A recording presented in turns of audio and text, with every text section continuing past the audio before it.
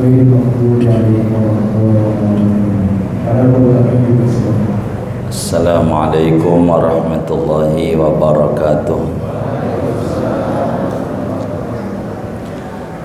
Bismillahirrahmanirrahim. Alhamdulillahi rabbil alamin. Wassalatu wassalamu ala sayyidina Muhammadin wa ala alihi wa sahbihi ajma'in. Amma ba'du, faqad qala al-imamul muallif rahimahullahu ta'ala wa nafa'ana bih wa bi barakati ulumih wa ghafara lahu wa li masyayikhihi wa li masyayikhina amin. Wa la tasihhu salatu man hamala mustajmiran, dan tidak sah oleh solatnya orang yang menggendong oleh orang akan orang yang istinja dengan batu, aw hayawanan bimanfadihi najisun, atau membawa akan hewan yang pada lubang duburnya hewan itu ada najisnya, au mudzakan ghusila madbahuhu duna jaufihi, atau membawa akan hewan yang disembelih yang telah dicuci tempat penyembelihannya, tidak jeroannya dalamannya, tidak rongga dalamnya, au maitan tahiran, atau bangkai yang suci, kaadamiyin seperti manusia, wasamakin dan ikan, lam yugsal batinuhu yang tidak dicuci dalamnya ikan, au baydatan madhiratan fi batiniha damun, atau membawa akan telur yang busuk yang di dalamnya telur itu ada darah. Wala salatu qabidi tarafi muttasilin binajisin wa illam yataharrak biharakatihi, dan tidak sah solatnya orang yang menggenggam tambang tali yang bertemu dengan najis, sekalipun tidak bergerak-gerak tali itu dengan gerakan dia. Faraun, adapun ini yaitu cabang masalah. Law ra'a man yuridu salatan wa bisawbihi najisun ghairu ma'fuin anhu lazimahu i'lamuhu. Andai melihat oleh seseorang akan orang lain yang menghendaki akan solat, dan pada pakaiannya orang itu ada najis yang tidak dimaafkan, maka wajib padanya oleh memberitahukan orang tersebut.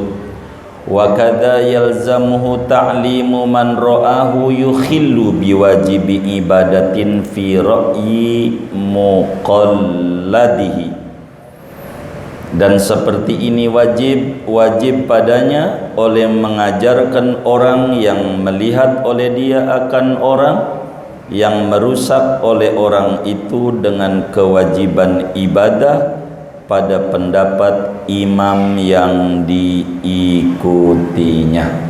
Wallahu a'lam bishawab.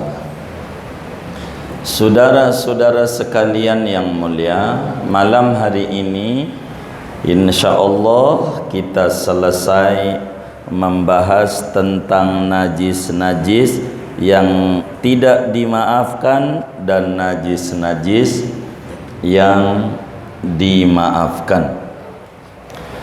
Perlu dimaklumi bersama bahwa di antara syarat-syarat sah solat adalah kudu suci, baik pakaiannya maupun badannya maupun tempat solatnya daripada najis yang tidak dimaafkan.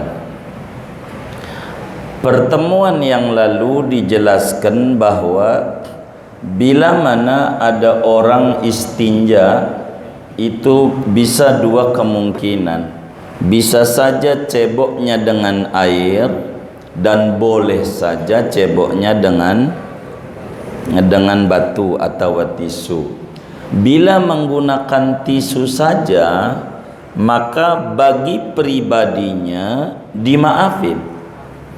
Pribadinya dia dimaafin, andai solat mohon maaf duburnya masih bau, karena memang kudu hilang bersih itu 100% kudu menggunakan air. Oleh karena itu termasuk tidak dimaafkan berkaitan dengan solat bila mana kita membawa, memegang, menggendong sesuatu yang tidak dihukumi najis oleh agama bagi pribadinya. Bila sesuatu itu tidak dihukumi najis, artinya najisnya dimaafkan untuk pribadinya, maka hukumnya bila kemudian untuk di luar pribadinya tidak dimaafkan. Materi kita malam hari ini, wala tasihu salatu man hamala mustajmiran.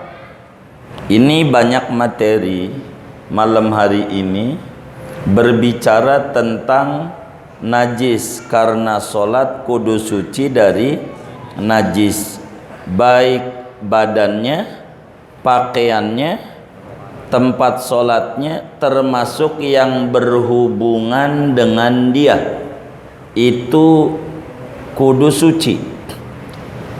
Oleh karena berbicara berhubungan, bagaimana nih ada orang teman kita cebok pakai tisu atau pakai batu, lalu sholat, lalu gelayutan nama kita lagi sholat nih, dia digendong aja di kita lagi sholat, dia gendong, sementara dia sholatnya ceboknya pakai batu, nih gendong kita. Bagaimana solat kita ini dalam pandangan agama menggendong orang yang cebok pakai batu? Maka jawabannya kata Fathul Muin, wala tasihhu salatu man hamala mustajmiran.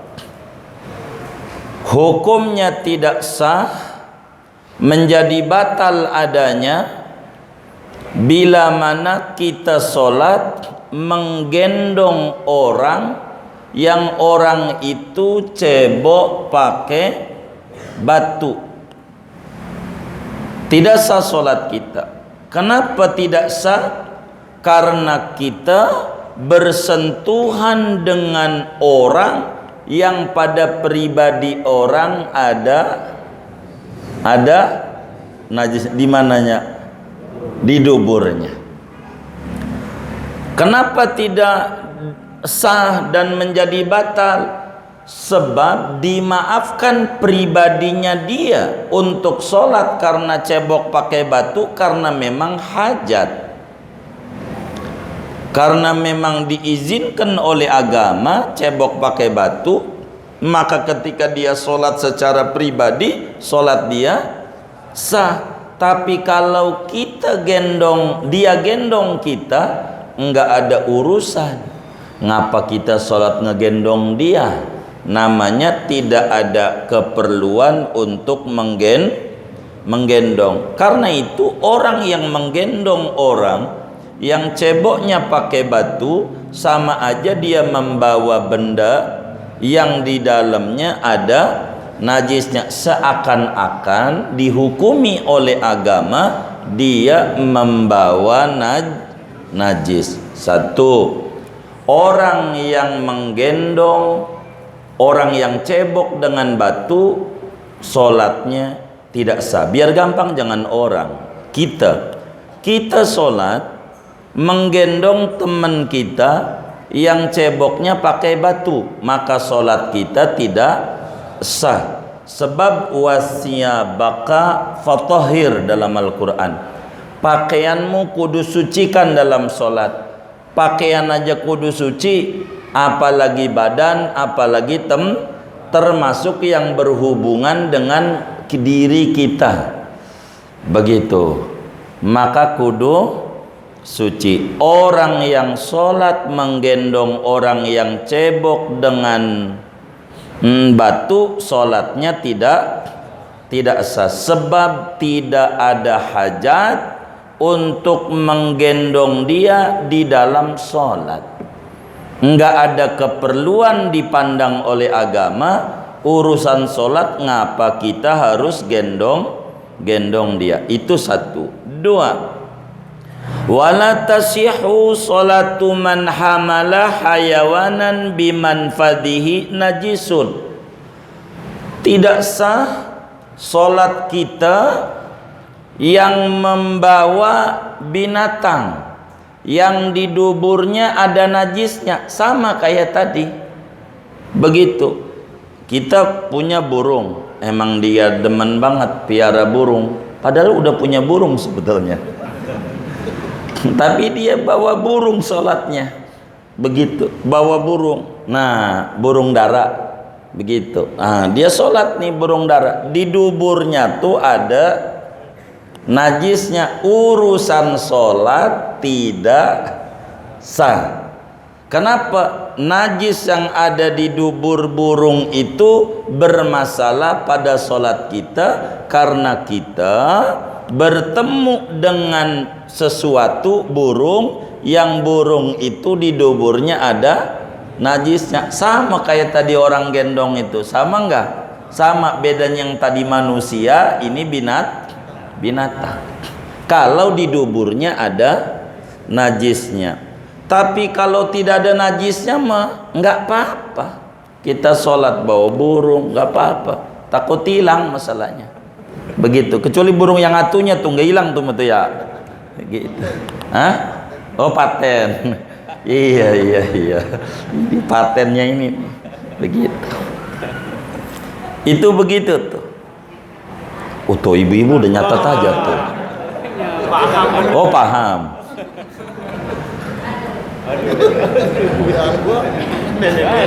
Iya. Jadi begitu tuh. Burung.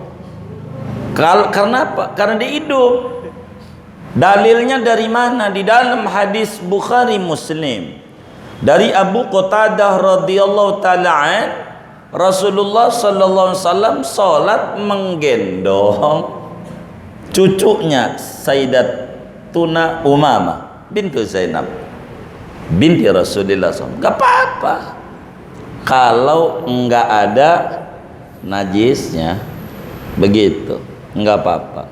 Begitu. 2, 3, wala tasihu salatu man hamala mudakkan ghusila madbahuhu duna jaufi.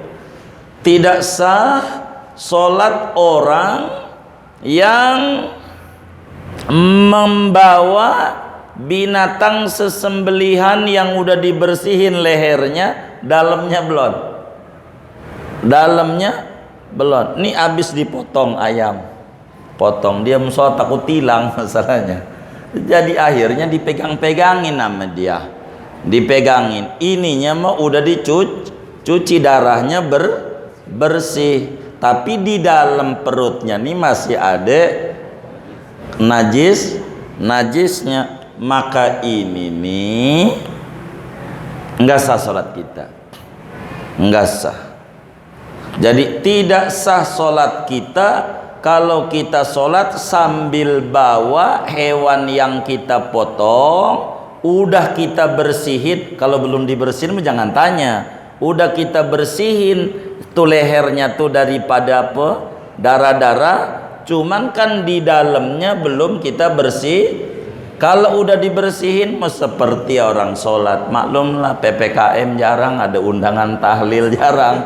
Begitu, akhirnya alhamdulillah dikasih ayam KFC. Begitu, maka dikantongin. Takut kehabisan. Tapi ini mau nih udah paha doang, nggak apa-apa. Cuman bakal dirubung semut, nggak apa-apa. Tapi kalau masih utuh, di dalamnya ada najisnya, sholatnya tidak sah. Kenapa? Karena dalilnya, karena kita bersentuhan dengan sesuatu yang pada sesuatu itu ada najisnya. Dalilnya itu semuanya. Dalilnya bersentuhan dengan ayam yang udah sembelih, yang udah bersih, tapi di dalamnya ada najisnya. Begitu. Tapi kalau masih hidup kagak papa. Dalilnya Rasulullah sallallahu alaihi wasallam gendong cucunya, kan di perut cucunya tuh, di perutnya iya ada najisnya orang, tapi Nabi gendong, enggak apa-apa karena masih hidup. Begitu, enggak apa-apa. Udah berapa tuh? 3, 4. Wala tasihu salatu man hamala mayyitan tahiran ka'adamiyin wa samakin lam yugsal batinuhu. Tidak sah salat orang yang membawa, megangin mayit suci, bangkai suci. Bangkai suci itu manusia. Jadi kita salat nih gendong mayit, enggak jadi, enggak sah salatnya. Taruh aja dulu, ngapain kita gendong-gendong, udah mati kan, kerjaan aja dia. Enggak ada hajat bagi gendong-gendong dia. Kabur juga kagak gitu. Begitu kan, enggak ada kerjaan. Begitu, enggak satu yang kayak begitu. Termasuk tidak sah sholat orang yang membawa ikan yang dalamnya belum dibersihin. Tapi kalau di dalamnya udah dibersihin, di dalamnya nih ikan udah digoreng, takut habis. Malumlah santri di pondok, takut ikannya habis, kantongin atau ntar habis sholat makan, ya nggak apa-apa. Begitu kalau dalamnya udah Kenapa tidak sah? Sebab kita bersentuhan dengan sesuatu yang pada sesuatu itu ada najisnya. Jadi wa wajhul butlan fi kullil mas'alah ittisalul musalli bima huwa muttasilun bin najasah. Begitu. Enggak bisa. Tetap dalilnya itu. Tapi kalau udah dibersihin tuh ikan tuh enggak apa-apa. Udah berapa tuh? 4. 5. La tasihu salatu man hamala baydatan madhiratan fi batiniha damun. Tidak sah salat orang yang ngantongin telur busuk. Telur busuk. Tapi kalau telur hente enggak. Kan 2 ya. Paten. Telur busuk yang di dalam telur ada darah. Kalau tidak busuk kagak apa-apa walaupun mentah. Apalagi kalau matang. Begitu. Telur asin biasanya. Maulid di Serang antongin dia 2. Siapa tuh yang kayak begitu tuh? Aduh. Begitu.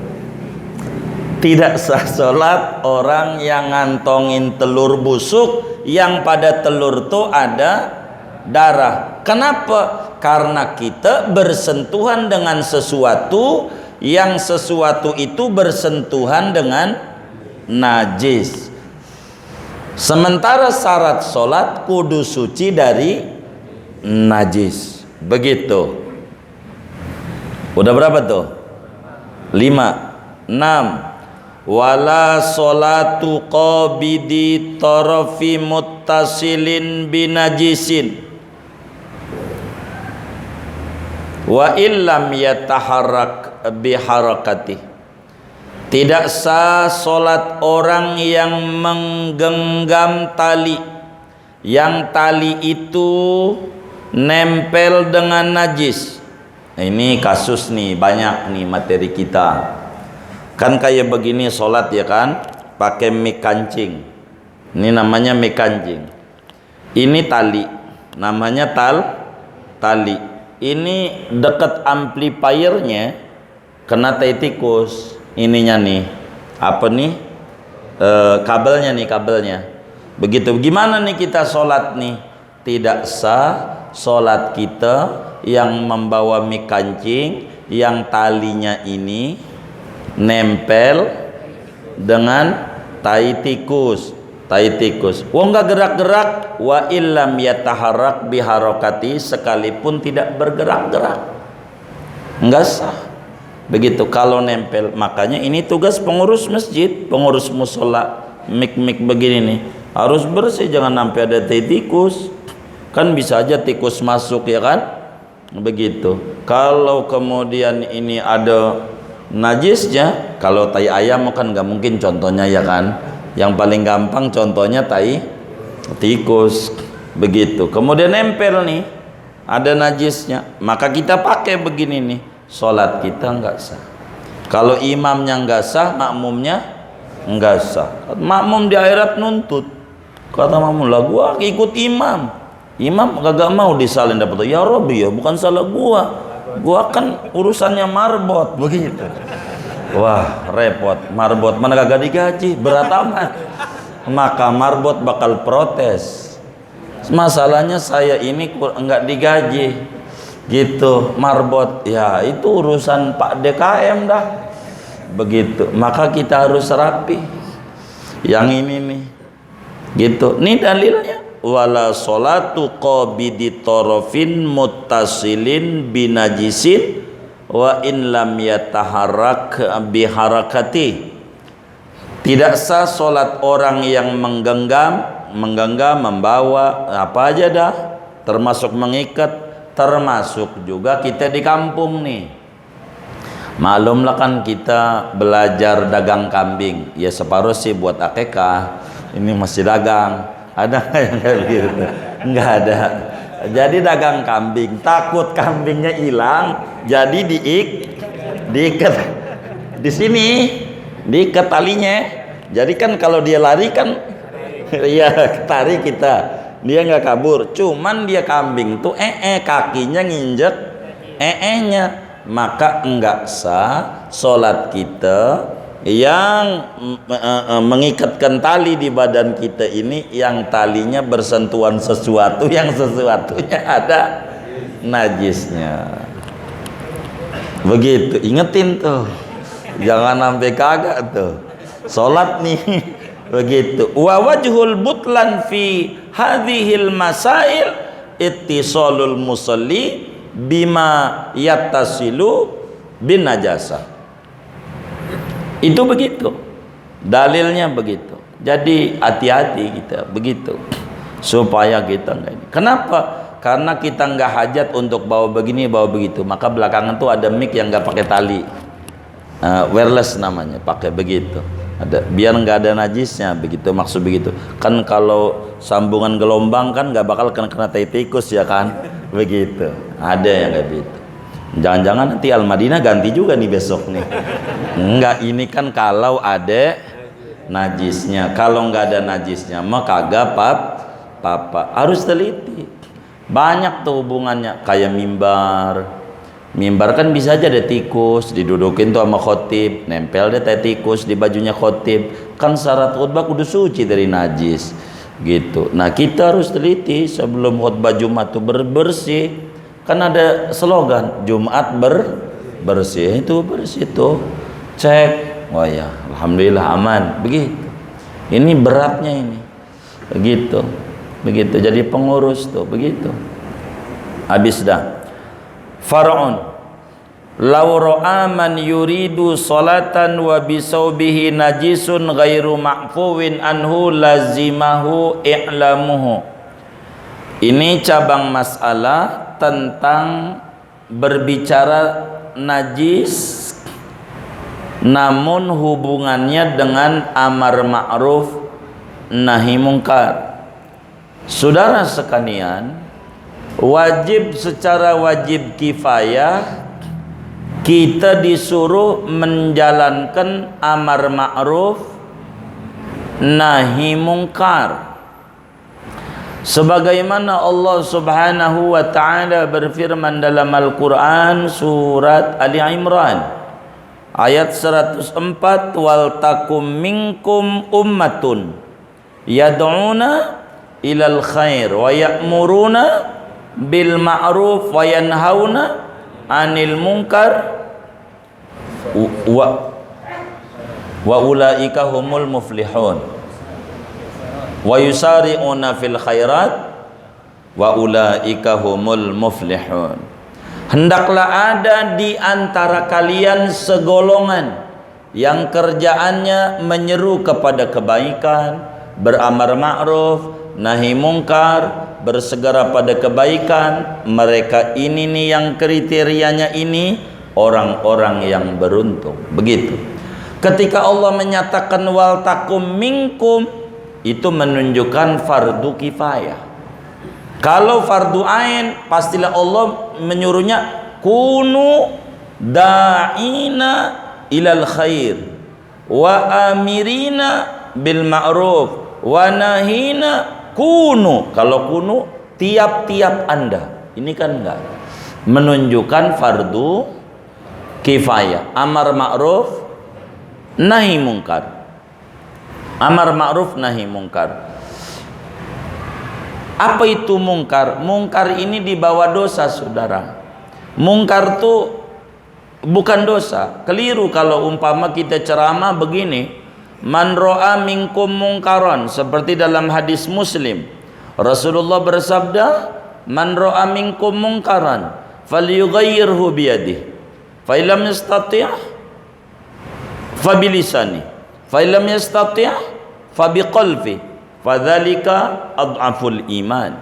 Man ra'a minkum mungkaran, siapa orang yang melihat kemaksiatan. Oh, salah dia dalam mentafsiri hadis yang ngarang-ngarang dia. Tidak boleh begitu dia. Siapa orang yang melihat kemungkaran, kalau bakal maksiat, man ra'a minkum maksiatan. Kenapa nabinya ngomong mungkaron? Mungkar ini di bawah maksiat, bukan dosa, bukan. Apalagi kalau dosa. Contoh mungkar tuh biar gampang. Contohin mungkar. Jadi kalau dosa pasti mungkar. Kalau mungkar belum tentu dosa. Maka Nabi menyatakan man ra'a minkum mungkaran. Gitu. Kita harus paham dalam bahasa tingginya Nabi kita Muhammad sallallahu alaihi wasallam. Tidak boleh sembarangan mentafsiri hadisnya. Begitu. Mungkar tuh kayak gimana? Biar gampang. Ada anak kecil umur 5 tahun minum bir. Bocah umur 5 tahun minum bir. Saya mau tanya, dosa enggak? Dosa enggak? Minum bir. Dosa enggak? Dosa enggak? Kenapa enggak? Bocah belum balik, tapi perbuatannya mungkar. Begitu. Tuh mungkar tuh begitu. Enggak dosa, tapi mungkar. Wong kenapa enggak dosa? Belum balik. Rufi al-qalam an salas. Diangkat peraturan dari 3 orang, bocah salah satu. Tapi mungkar, itulah yang disebut man ra'a minkum mungkaran. Terjemahannya panjang oleh Imam Ghazali, kalau tidak salah itu ya di jilid 2 di Ihya Ulumuddin, Kitabul Amri bil Ma'ruf wan Nahyi 'anil Munkar. Dan pasal ini, cabang masalah kita ini bakal berbicara tentang mungkaratul masajid, kemungkaran-kemungkaran yang ada di musola di masjid. Ini materi kita. Nah, ini bakal menyangkut karena kemungkaran itu banyak. Begitu. Kata Imamul Ghazali itu di Ihya, wa munkaratul adiyah kasiratun la tuhsa. Kemungkaran-kemungkaran yang terjadi pada masyarakat banyak, nggak bisa kehitung. Ada kemungkaran di masjid, ada kemungkaran di pasar, ada kemungkaran di jamuan, ruang tamu, di persuguhan tamu tuh, ada kemungkaran di pesta perkawinan, Di mana aja kemungkaran bakal ketemu. Tapi kita enggak ke sana, lagi ngomongin sholat, kemungkaran dalam masjid. Mana nih? Kata kiai kita, lau ra'a man yuridu sholatan. Andai kita ngelihat orang lain, mau sholat, tapi di pakaiannya ada najis. Pakaiannya, mohon maaf, di celananya ada tai ayam, di celananya, begitu.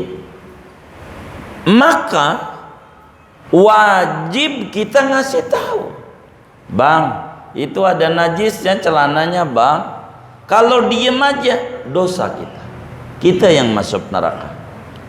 Begitu juga orang yang sholat pakai baju setret, tahu setret, kaos yang, iya begitu. Dia mungkin kaos adeknya dipakai dia kali ya. Jadi waktu dia ruku tuh CD-nya kelihatan, bukan CD doang, pantatnya yang burik gitu loh, kelihatan juga. Begitu. Nah, ibu-ibu kita kakinya itu kurang panjang mukna bawahannya. Waktu sujud kelihatan kakinya ini karena kurang panjang. Ini materi kita. Namanya kemungkaran di masjid. Satu yang diangkat oleh Fathul Mu'in, andai kita ngelihat orang sholat, pada orang itu di pakaiannya ada najisnya, kelihatan nama kita ada najisnya, lazimahu i'lamuhu, wajib hukumnya kita ngasih tahu. Kenapa? Karena amar ma'ruf nahi mungkar itu tidak terkait dengan maksiat. Ini termasuk amar ma'ruf nahi mungkar. Kudu kita kasih tahu. Enggak boleh kita diam. Sebelum sholat Jumat lagi khutbah kelihatan CD-nya. Bang, coba diri bang. Kelihatan CD-nya, mana di belakang kita ya kan? Kita di belakang dia, CD-nya. Kata dia, kalau cewek aja mendingan. Kata dia gitu. Begitu. Akhirnya ini pantatnya kemana-mana. Kita bilangin, bang, ini kurang panjang. Kalau ruku abang gak tarik, auratnya kebuka, nggak sah sholatnya. Itu nggak boleh kita diem aja, kita masuk neraka. Bilangin, begitu. Kalau kita biar nggak dosa sendirian, bilangin teman kita, bang, bilangin dia, kan dia kagak tahu, kita kan tahu, kan jadi berdua ya kan. Dia, bang, bilangin bang.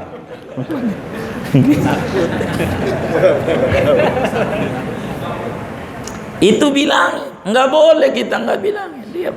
Wa kadza yalzamuhu ta'limu man ra'ahu yukhillu biwajibi ibadah fi ra'yi muqalladihi.